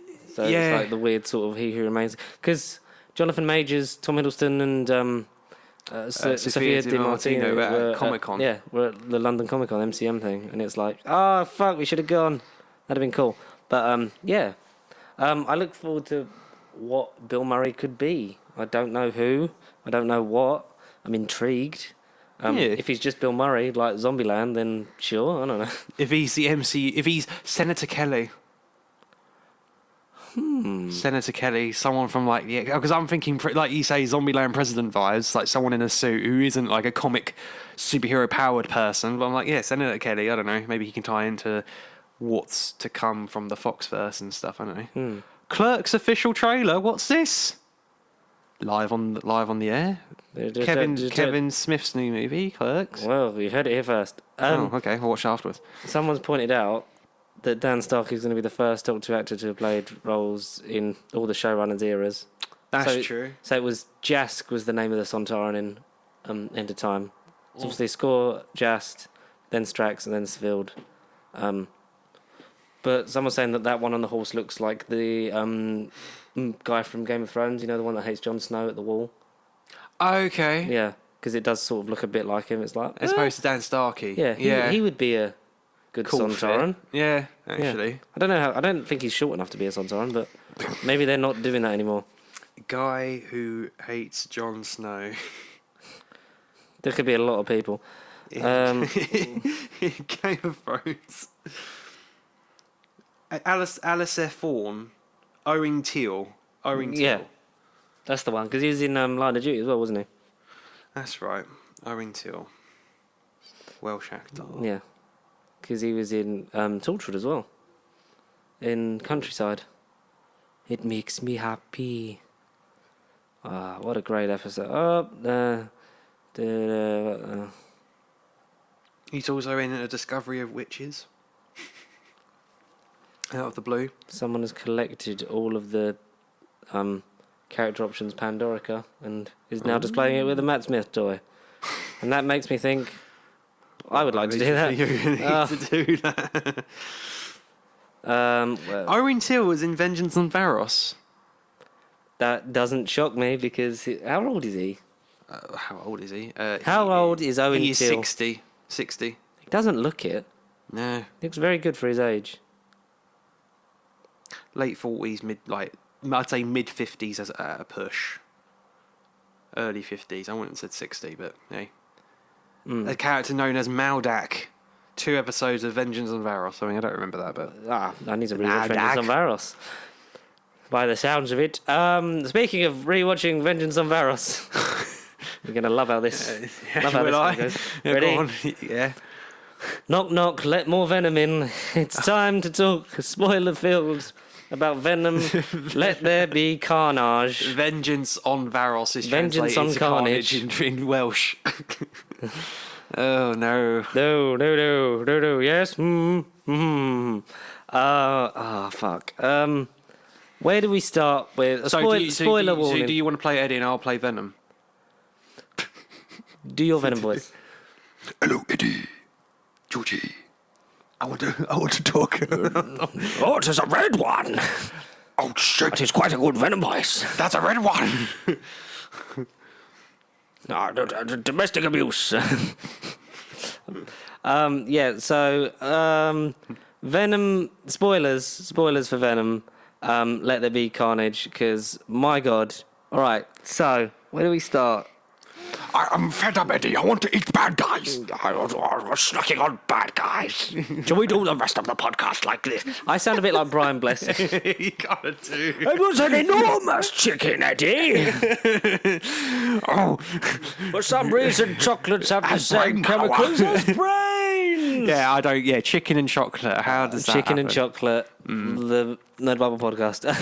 That's a title. So, what did you think of this movie? We're not going to break down everything. We're going to sort of go through everything in The spoilers, segments, though. 'Cause yeah. it's a quick movie. Very quick. It's 90 minutes to the dot. It's fucking pacey as. They've cut out a lot. They've cut out the middle act. They've literally. They need the Lord of the Rings extended editions to make up the rest of this movie. They need another 3 films just to make one whole film. They do. They Like, I really like do. Andy Serkis' direction. Yeah. It looks nice. It looked great, yeah. Venom and Eddie is probably the best bit by accident of the first one of their weird sort of abusive sexual relationship, and they've carried that on. They did, and it got When you joked at the end. It when got you- joked at the end as Yeah. well. I love you. did you say you love me? Lethal protectors. Wait, you mean it? Because the whole thing with them is like the symbiotes can do more, but like Eddie's fallen. No, Venom's fallen for Eddie, so which is why he sort of just stops at like where he is. But we Yeah. get teasers of they can do more. Like at the end, almost like a Planets of the Symbiotes vibe, which was nice. We guessed the end credit scene before it got spoiled for us anyway. 100%, yes. Yeah. Woody Harrelson Isn't in it enough, I feel.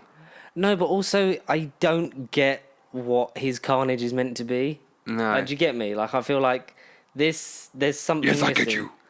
I just want to be your friend. What? Yeah, one thing I always wanted, Eddie, was your friendship. I wanted just to be your friend and Carnage. That's all I ever want. I keep saying it. Carnage. I don't know. I'm confuzzled, but it was better than the first one. Yeah. I don't think it's a great movie. Still, it definitely isn't. But it was. I was laughing a lot. Dishonourable mention of the year. Dishonourable mention. I like, as much as it's shit, I still enjoyed it more than Black Widow. Yeah, no, genuinely, yeah. In terms of like, this was fucking reckless. He uses a load of homeless people's bodies to jump between and things like that to get to the club when they separate, and you just kind of have to ignore that. And then he's at, like you said, Pop World with glow sticks on, and that's kind of a weird thing. What else? What did you like about it? I, for the most part, I appreciated Tom Hardy being Tom Hardy. The only bit I didn't like about Tom Hardy's portrayal was more in the first half when you see them fight himself. He's fighting each other and wrecking up his apartment. Yeah, I didn't really which was like weird. none of that. I got that part of the relationship. Yeah. They were just that and not as Destructive. loving. Yeah, just destructive. I like the setup of he's the only one that can hear Venom, Exactly, yeah. which is something that was never addressed in the first one. No. like with the weird standing, like who's that guy? Who's that guy? So we know because he has an argument in the police station, and there's a woman in the cubicle who can't. He just hears him having a conversation. That with was himself. amazing. Yeah, she's just like looking. Even though Venom, like in terms like Eddie can see Venom in front of him, so it's like, is that just in his head and where they're linked, they can hear each other, so he's just imagining it, or is Venom actually there? Yeah, but I would argue he was there because he's out of the body, isn't he? I'd imagine because he's like physically talking to him. Weird floating Clayface head next to him. Yeah, I can imagine if someone looked at Tom Hardy, it'd be like, "What the hell is that black thing coming out of you?" The hell's that weird goo at your face? Yeah, what the hell is that with eyes? He's still really sweaty. Yeah, very sweaty. Yeah, Which is just strange. Weird choice. Stephen Graham's good, but Yeah.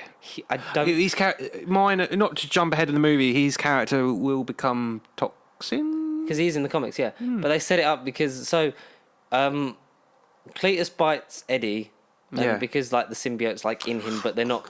It's fully merging you makes you like more like because the whole thing with Carnage is like Cletus and Carnage just fully accept each other, which is why they bond like 100%, so they become one being, which is why they refer to themselves as I. Venom refers to them as we because it's a cohabitation. Then they're a match. But when he bites Eddie, like a bit of the symbiote breaks off, but it's because Venom has a baby essentially, but that's never sort of alluded to in the film like it is in the comics, and he just starts calling him daddy at one point, and we're worried that we're in some kind of weird sexy fan fiction porno. Kill them all, father. No, not you, father. My father. Daddy. Daddy. Oh, shit. Shit. That is a red one. You can eat everybody. I need you to come out now. Ravish. Brothers. What is the deal with Tom Hardy's voice? It changes. It's weird. It's It like changes. the Sky Mobile adverts had a weird sex baby with Bane, and it's like that's just Tom Hardy's voice, and it's like fuck. His little finger, did he break that? Like what? Yeah. What? What, his nose as well? Oh yeah, and the thing with Stephen Graham is like he's fantastic, but he's not gonna be the head running a franchise. No, he isn't. They need to be young enough to carry their own franchise for the next 10 to 12 years.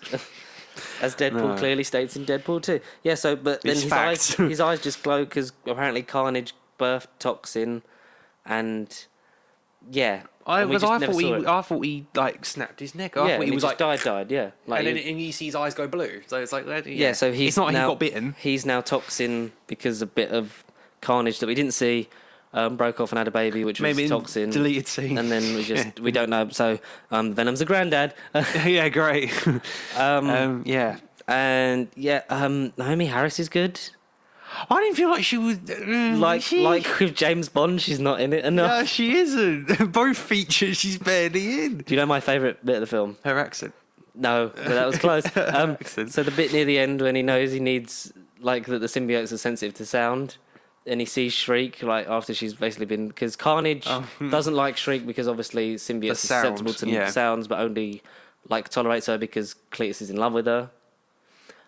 He thinks he's choked her out and left her, and she's getting up pissed off at Carnage, and then her and Venom have a look at each other, and you think he's going to tell her to scream, and then he just punches her into the bell. Yeah, because he's like, we need sound. We need sound. He looks at her, and you think she's going to say, do it, and he just fucking twats her into the bell, and she screams as she hits it, and both the symbiotes, and then he eats the symbiote, and then bites off Cletus Cassidy's head. Yeah, all I wanted was your friend. So Eddie's like, fuck that guy. Fuck that guy. It's like, what? Sonny and Cher are friends. Best of friends. He gets him chickens because he's trying to get him to eat chickens instead of because chocolate and brain have the same chemicals. Chocolate and chicken. That's why I like brains.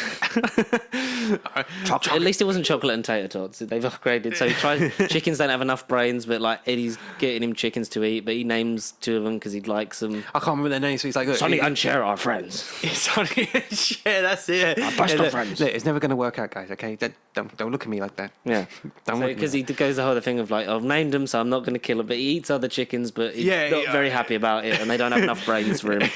It's just what on earth? it's so fast, and I feel like there's a lot happening, but Yeah. none of it gets time to breathe or like you there say, is have no a time second to. act. There is no time to breathe. Even Tom Holland, when he temporarily splits on Venom because they have sexual Hardy. relationship issues, and they go off their own way. They have a couples breakup. Yeah. The movie doesn't slow And he down talks to like recover. Bane at the club. Yeah. Nice costume. Oh, thanks. I made it myself. Was that meant to be a reference to the Raimi trilogy when he's in the lift? Like, I don't know, is it? The Daily and yeah, so he was interviewing him still because they're trying to find out where the victims are. He's going to be put to death, and then that's when the Carnage symbiote like takes hold of him. And then he's going on he breaking trick out of Ravencroft. I've tasted blood, and that's not it. Eddie Brock's got a big secret. Oh, shut up, Cletus. Something as he walks And then off. he's being questioned and stuff like that. But then he makes big money because of one Daily Bugle article, so he's rich. Yeah, he's rich, but with the old logo, which we pointed out from the trailer at the time, which I still think is it's- interesting. And I think we'll get into that with the post-credits. Yeah, scene, 100%. because I think we know what that sort of means. Even that stupid elevator joke, like you, again, I didn't think about it until you pointed out. That could be part of it. It could be a dick, Yeah. I made it myself. I made it myself. It rides up in the crotch a little bit too. We get Ravencroft, and they don't go full getting their dicks out, which I thought Sony No. would have done. Of like, here's Dr. Kafta, here's Yeah. all the. I mean, you Yeah. get who's the guy that has people's faces. He's in it, but then because it's The guy who goes up to the cell and he's like, I'm going to eat your face off. He's like a jump "Oh, scare. Yeah. monsters. Whereas this is a very soft 15 because it's a PG-13 in America, so it's basically a 12A. But apparently like the regulations with the BBFC is like just sort of the implication that it's a serial killer and stuff like that, and like the bloodless kills weaken it. Like it should have been a proper 15 or an 18. Like, that's the thing that's hurting Before it. the film came out, like that scene when Carnage becomes alive in the symbiote, and he's got the guard against the wall, and you see essentially his like tongue or one of his tentacles go down the guy's throat, and then it cuts. It Yeah. should have kept on The that bloodless bit more. kills with Carnage were pointless. Yeah, And that's the thing for me. That's what could have been done and made. I think if you'd have had that and then had it have been this pace, you could have forgiven it for them like cutting out the second act. yeah. What's her face is back, and we have Lady Venom for a bit, but it's less sexy. Like there's less accentuated female features on Lady Venom. Oh no, but she has a crush on Venom. Well, that's just part of her act to get it, because she's like, "Oh, you big sexy thing, you." And he's Yeah. like, "I am here, you know." No one likes you, Dan. No one likes you. Fuck that guy. I like you, Dan. I have to admit, though, he was more of a hindrance than help. Right at the end. Yeah. When he's like fucking like, oh, I'm so happy for you, and then he makes him feel like punch him. Why did you? Oh, fuck that guy. Why did you do that? The guy needs serious help. Yeah, she's great, but she's very underused again. Yeah, she's not in it. Yeah. Yeah. And she keeps wearing wigs. Give her real hair, damn it. Michelle Williams. Yeah. Fuck it, I don't remember anyone. And Reece Shearsmith is a priest. Yeah. It's like, wait, that's Reece Shearsmith. The fuck? Yeah. The fuck is Reece Shearsmith doing here? That was cool. It was a nice surprise, but it was also like, oh god, I would have loved to have seen him get killed off like in a gruesome way. Sorry, Like, not you, Father. Father. And you know that Avi Arad was just masturbating himself thin, He thinking loved like, this it. is what I bought Spider-Man for in the 90s, and I sound like Stan Lee for some reason. Oh, but that ain't the animated series at all. It Shall just we? isn't. Because it's Maximum Carnage and the It is Maximum Carnage and something else. and the I can't remember. Carnage arc from the 90s animated. Yeah, inspired. Yeah. Yeah. No, I don't see that. Maximum Carnage are not red, Like- but the 90s. It's not the 90s No, series. but you can see. to No, me. but it makes sense because that was not good, and that's like. No. So that's your story inspiration for this movie. It's like, okay, I get it now. Like I know in that, and then seeing the movie, I'm like, that makes a lot of sense. a lot of sense. You've guessed everything. Should we talk about the end credit scene? Because I mean, that's kind of going to be the marketable thing going forward, and why it all matters really. Why you sit through 90 minutes of entertaining dribble. I mean, whether you're a fan of the first movie or you dislike the first movie, your opinion probably won't change. No. So whatever camp you sit on with the Tom Hardy Venom thing, go and see it if you want to see it, but don't If see you it want to if you don't switch want off to see it. and like Yeah. forget that Spider-Man is a reason why not just Venom exists, but also like Morbius, Kraven the Hunter, Sinister Yeah. Six, and all these things. Yeah.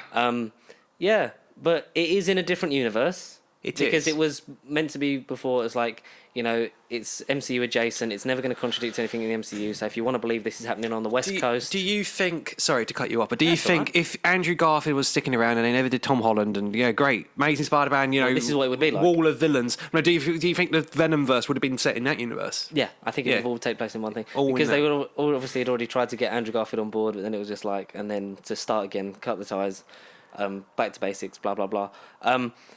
But I'd have believed Andrew Garfield up against Tom Holland a bit Yeah, more. I think- Against Tom Hardy a bit more than Yeah, than Tom against Holland. Tom Hardy. Yeah. Yeah, so it was never going to contradict it. Like, so you could have believed it was happening on the West Coast, like this was happening on the West Coast while all the Avengers stuff was happening on the East Coast.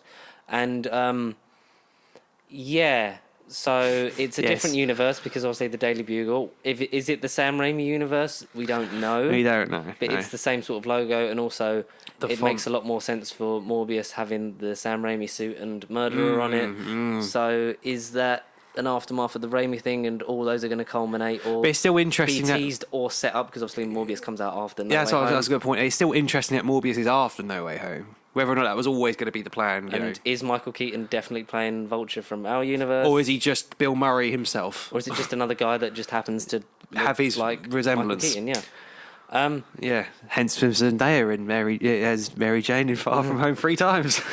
Will that happen? Yeah, could you imagine? And so, presumably based off shenanigans from No Way Home, so we get some more. So it's obviously linked to that / the end, like the end of Far From Home, beginning of No Way Home. It's kind of, I'm assuming the events of that have caused this. The movie ends with Venom going to Madagascar or some island by himself, and he's like, "Oh, I Well, love yeah, it myself." alludes and to that. Lethal protector, you mean it? It alludes to that bit where they believe they've killed Spider-Man, so that's all they've ever wanted. So they just go off to an island and retreat. But then they find out they're on a resort. They're watching some weird 80s, there's black, I say 80s, it's black Yeah. and white, some weird He's cheesy hitting the film. big time Venom's like, 'cause he's "Oh, all that fucking Daily Bugle money. this part makes me gush," or something. Venom's like, "Oh, I love this." Tom Hardy's laying in bed, sort of contemplating whatever, and then essentially it's So like we the talk background about shot. So we get the illusion, like what we said, like the planet of the symbiotes, like they've done. We've existed for like 80,000 years or whatever, and it's like Venom there's says, things, there's yeah. things you cannot even comprehend, and like So many universes and Yeah, try times me, you it's cannot like- even comprehend. yeah, like try me. It's like All right, I'm listening. like show you like one thing or whatever, but he doesn't do it, like because even freaks like I did not do this. So like, the whole Yeah. room shakes, and it's that hotel room again, but somewhere else because it's The clearly, like, background another changes. universe. Yeah. It's clearly another universe, and you see on the screen, like we predicted, Yeah. a very confused-looking Tom Holland, unmasked, In on a the- street by there's Big Dan Castle in a street by himself and unaware that looking he's very just bewildered without his mask on. yeah. As J. Jonah Jameson has announced, so presumably seconds after the Far From Home Ending. announcement. Jake Gyllenhaal like, "Oh, it's Peter Parker." Yeah. Mm. So, and then Venom just looks at the screen and goes, "That guy." Oh, that guy. Licks him, presumably because he just wants to have sex with Tom Holland. He loves him. He don't want to eat him. He loves So him. that's how we're going to get Venom become more like the Spider-Man Venom, because it's going to then... Are we going to get Black the suit. white spider on his chest, do you think? Well, because that's why the white veins that are on Yeah, Venom that's- have sort yeah. of gradually gone into different positions. And then we'll get the whole spider and we'll get the whole actual look, and then... Like, I look forward to that, like when it's actually done properly, but... I've If not- it actually happens. well, yeah. I've not been interested in this character before. So he might be... Yes. You know the one on the train that everyone was like, it's the lizard. Yeah, the black figure that we can't see. Yeah, that's what. Yeah, Because Yeah. Tom Hardy's had a No Way Home hat on. If it's Yeah. an extended cameo, I'll be happy with Fair it. play, If it's yeah. anything more than that, and we're suddenly going to shoehorn in black Venom's suit, now in it. black suit, and then Eddie Brock getting the suit back with the Spider-Man powers, it's going And it's a bit much for. and going from I've got a boner for the Spider-Man, I need a crush on him, and then Spider-Man's gonna be like, "Oh, go away! Like I'm not a fan of your costume. Go away!" And he's gonna be like, "Oh, That guy, I want to eat his guts. and then that's how he's gonna go evil. I want to kill the spider. Oh, spider's got brains. I need to eat it, Eddie. Let's eat him now. Maybe something like that. Like sure, something yeah. ridiculous. Like I don't think that would mesh well. I feel like they'll be in it, not for long. Yeah, no, not for long. And It then can't be the for long. ending of. No Way Home. Because the ending of No Way Home, yeah. because I know that Tom Holland said, like, I have a break because, since 2017, 2019, 2021, having Spider-Man films with in between that having Avengers and Captain America stuff to do as well. It is a break, and I know people are going, oh, we treat it like the last in the franchise. Like, no, that's how a trilogy works. Like, it is. Treating this as the end of the No Way Home trilogy is what he said. Tom Holland has said he's not done with Peter Parker anyway. He said that. He's not done with Peter Parker. But it done with this version in the trilogy, because this is very much the high school stuff, so hopefully we are getting moving on to the college thing. So if it ends with the cliffhanger of we don't see Peter for a couple of years, but the symbiote's attached to him, and the next time we see Spider-Man he is black-suited Spider-Man. Out of the blue, what the fuck? I'm up for that. And then the whole thing is Eddie trying to hunt, like, use Craven to hunt him down to get Venom back. Oh, maybe? there you go. Don't know. You somehow made this Sony universe work. Yeah, I mean, better than Amy Pascal. And we know that this is because before they said, it'll be fun for them to meet, who knows, and Kevin Feige was like confused because obviously they don't own those rights, and the whole thing with the renegotiation was they're like, if you're doing this Spider-Man villain universe and you want him to exist with our Spider-Man that we've created together and shared, that we'd like creative control over them and some portion of their film, so they would have done production for their films, but they obviously wanted some money for it, and now it's a 75-25 split, I think, in the new contract. Whether that gets renegotiated, I think it will to a point, and then Sony will just get bought out by Apple, and then Disney will own them. So that's just how it will end up working, because in the end they'll just own everyone and conglomerize everything, and we'll have all the characters and we'll be nice and happy. But because Kevin Feige talks about working closely with Sony for that end credit scene to line it up with No Way Home, which is good, at least. And then the future of not just the Spider-Man universe but the MCU. So now, they did exist in a different universe, but now technically, I guess he's part of the MCU now. Yeah. So then which is a better way of explaining why Spider-Man isn't there. Yeah, 100%. I'm on the other side of the country. Yeah. That's a plus point for me. Yeah, no, I agree. But the whole thing is now, the last minute is worthy of the MCU. He's in the MCU from the last minute. Yeah. So now it's like, are we going to obviously build up to that? 2 more Sony Marvel films have been announced. I don't think one of them is a Venom, because they would have gone in hard on that. They would have. And however, there is a third one. Like, Tom Hardy is contracted for a third one. Sorry, carry on. And then, and to go off with Venom, Serkis and Tom Hardy have kind of said about a symbiote half-dragon thing called Grendel for the third one. I didn't know there was so many freaking symbiotes. Yeah, when I was growing up, I only know Venom and Carnage. And then Shriek I had heard about from one of the games. Riot, Phage... I know there's plenty. There was sort of there's so many. There's the thingy ones. There's Lasher. There was Scream. Yeah. Because there's the 5 like weird sort of like. Even look at things. Marvel Legends, because they've got all the figures out. There's like a Venom wave, and they've all got pretty much all of them out. Are you gonna get all of them? No. Are you gonna get a Tom Hardy Marvel Legend if they do it? Possibly a big figure of Venom. Yeah. I mean, he's worthy. Just a really sweaty Tom Hardy. I mean, that's one for the collection. with like how Red Wing with is, Mrs. Chang. Like Mrs. Chang. No, I think about it too much. With like how Red Wing is on the Falcon one, like over the shoulder. You just get a fucking rubberized black head that hangs over Tom Hardy's shoulder. That's the Builder figure. It's just Venom's head. That'd be great. Oh, no. Cool to see. It leaves me intrigued, excited, and still nervous at No Way Home. I think there is so much riding on it. And too many. We've had some new publicity stills from Empire magazine, and which interviews gone with around. John Watts that have said that this is the biggest Spider-Man film, and like in terms of like the previous ones in like his previous appearances in the MCU in the Homecoming trilogy. Yeah. In terms of what it means for the Sony universe, this is like Spider-Man Endgame. Especially if we know that we're going to get the crossovers with the other 2. Yeah, big quote. And the whole free spiders emoji on Twitter thing. Yeah. That stuff. It's like, And do you know the rumours? No, not the rumours. That the fact that having them crossover from other dimensions was Kevin Feige's idea. Oh, thank you, Feige. I mean, not thank you yet, because he might fuck it up. I mean, maybe. Because the thing with the problem is too many Spider-Man villains, but it makes sense. So he's basically said that. He was talking about production on Homecoming, and he was like, "So what are we going to do? Are we doing like Green Goblin and villains like that we've already done again?" And Amy Pascal sensibly said, "No, let's do ones we haven't seen yet. So let's do Vulture, let's do Mysterio." Which good. And they're like, "Cool." And they said, and he literally talks about a conversation with that. I think it was after Homecoming or coming up to Far From Home, and he's like, Alfred Molina. Like, if we're gonna do, like, would you be up for revisiting these old characters? And she was like, well, sure, because obviously, like, they're very popular Spider-Man villains. Spider-Man has probably one of the best rogues gallery in all of comic books, let alone just in Marvel. 100%. Yeah. And he was like, but who would you get to? He said, like, I was thinking about who would you get to be Dr. Octopus, and he just kept saying it's Alfred Molina because he did it perfectly. Yeah. Like, who would you get to be Norman Osborn? Is like, there's a reason Amazing Spider-Man didn't attempt it. No. Like, you just you only had Chris Cooper in one film and then he was killed off. Like, you didn't go for him from the start because they didn't know who he was going to be. Like, Willem Dafoe is Green Goblin. Yeah. Like, there's only been one adaptation of the Lizard, so you'd kind of think, well, Rhys Ifans, like, if he's there, Sandman, all that kind of thing. So that's when they started having the thing of, like, well, if we're going to do this, and, like, they would always wanted the Sinister Six. Sony had always wanted the Sinister Six. They'd always wanted, since Spider-Verse did really well, like, let's do that, but in live action, because that will bring us all the money, which it probably will.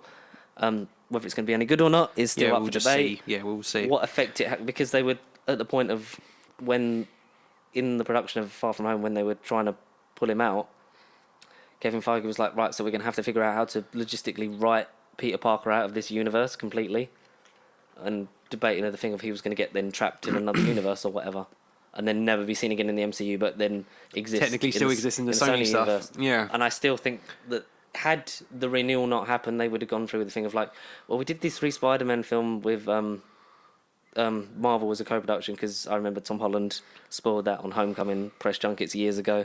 It's like, yeah, so we're going to explore that in Spider-Man 2 and 3. It's like, oh, there's a third one, we didn't know. And he's like, yep, shouldn't have said that, spoilers. Shouldn't have said that. Just joking.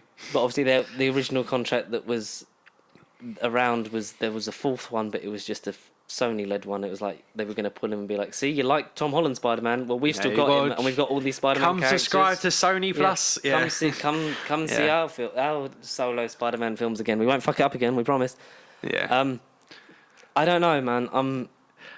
Well, this conversation has literally been helmed since the end of Far From Home, really, with the whole movie. Jake Gyllenhaal being like, "Yeah, I'm Quentin Beck. I'm from this other Earth," and it was like all fake, but it wasn't. That whole conversation never died since that movie. Far From Home was the beginning of that conversation. Yeah. Even though it turned out to be fake, it laid the groundwork for, oh yeah, we're going to do this, and we're going to do it big, and this December. Last 2.5 years. Worlds will collide, and we don't know who's going to make it out. Like, oh, no, we don't. Could we end up with a different Spider-Man in the MCU to the one we've got? Like, could one of them Whether die? it be a form of another Peter Parker or Miles Morales, which I feel like, they will get to at some point. Yeah, we're going to get Miles, and I wouldn't be surprised if some of the deal was like, because Marvel's MJ is Marvel's MJ in all the marketing for the toys and such, because she's not Mary Jane, because that Sony own that, but she is their MJ. I think it's the same as Ned, because Ned is like a combination of Gendry and, in aspects, Harry. Yeah, sure. Being his best friend, and there's a theory that, well, you know, the old stills from ages ago in the Sanctum Sanctorum with those 3 that they all did with their fake titles. Yeah, right. That Ned is either from a different universe, or something has changed the universes, because he's wearing like the jock jacket, and we know that what's his name? Flash? No, who's the guy that plays Ned? Jacob Batalon. Jacob Batalon, yes, yeah. We know that he's lost loads of weight, and then if he's wearing a jock jacket, so is it then that's how they're going to do the whole Hobgoblin thing of like, now he's almost like a Flash combination as well, right? And it's a whole mindfucky thing, because he's wearing the Midtown sports jacket, and we know that Ned's not sporty, but now that in real life he's lost loads of weight, and apparently it's for no other reason, the role as well. Yeah, of course. Not just because for his health, and he looks great, and Jacob Batalon is fucking great. Yeah, not just for personal achievement, and good on you, Jacob. If that is 80% your reason, not just because you're legally contracted for a role that you may or may not portray, but if it's just for your own personal health and your mission, good job. But if it is for, like you say, a Hollywood career, because you're doing this other role that me and George have totally not theorised right now, then it would make sense, and it would be more weight of him becoming Hobgoblin, akin to sort of what you got with Harry doing it in the Raimi trilogy, because they were friends. New Goblin, but also like they tried to do it again but it's like, we just met Harry Osborn in this film, and that's it. That's all you see in the Dane Darn. Interesting. Solid. I'd say a solid 6 out of 10 movie. Yeah, it's not. It's crap. it's not great. It's not great. It like, really ain't great. But it's enjoyable and it's fun and it's just stupid and it's better than the popcorn first one. entertainment. Yeah, it's popcorn entertainment. And we are intrigued as to where it goes next, really, aren't we? We always have been because we are fans of that particular character, but particularly now that we're the seeds have been planted in that one scene alone, and big claims. 2.5 years we've been sort of having this conversation, whether on camera or off camera. Like, it will hopefully come to a head in No Way Home. But then going on from that movie, the future's fucking bright for Sony, Marvel. However, whether they're cooperatively doing it together, or worst comes to worst, and they do again, they go their separate ways, and they're like, you want to see Spider-Man? Well, come check out the Sony stuff. Only time will tell, and whether Peter Parker will have No Way Home for Disney, we won't know until December. We won't know until December, but we look forward to it. We look forward to hearing your thoughts on Venom. Let There Be Carnage. Did you enjoy it? Did you not enjoy it? Did you think it was a bit weird how Woody Harrelson dubbed over his own flashback in the 90s? And the fact that he drew it. And he was a teenager in 96, but then was suddenly the 60-year-old Woody Harrelson. Yeah, oh yeah, no, that was just... Did you like Stephen Graham's haircut? Hey, they did the hearing aid thing, but, they just did nothing with it. Yeah. Stephen Graham was great. He did the best that he could. He did some really good fake death acting. Leaning in, like Columbo style. That's about it.